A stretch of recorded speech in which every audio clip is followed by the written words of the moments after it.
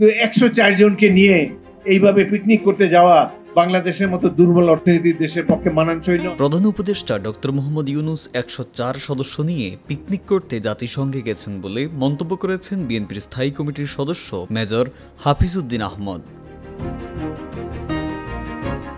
সোমবার ২৯ সেপ্টেম্বর দুপুরে জাতীয় প্রেস ক্লাবে জাতীয়তাবাদী মুক্তিযোদ্ধা দল ও মুক্তিযোদ্ধা প্রজন্মের আয়োজনে জাতীয় সংসদ নির্বাচনের বিকল্প নেই শীর্ষক আলোচনা সভায় এ মন্তব্য করেন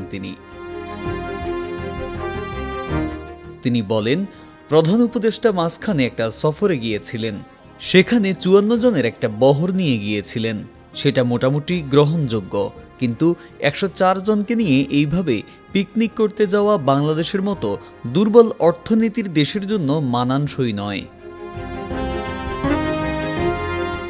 এ সময় জামায়াতের পিয়ার পদ্ধতির সমালোচনা করে তিনি বলেন, ভোটে জিততে পারবে না জেনেই উদ্ভট চিন্তা সামনে এনেছে জামায়াত।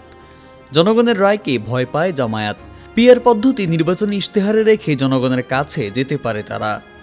জনগণের উপর কোনো কিছু চাপিয়ে দিলে তা মেনে নেবে না বিএনপি।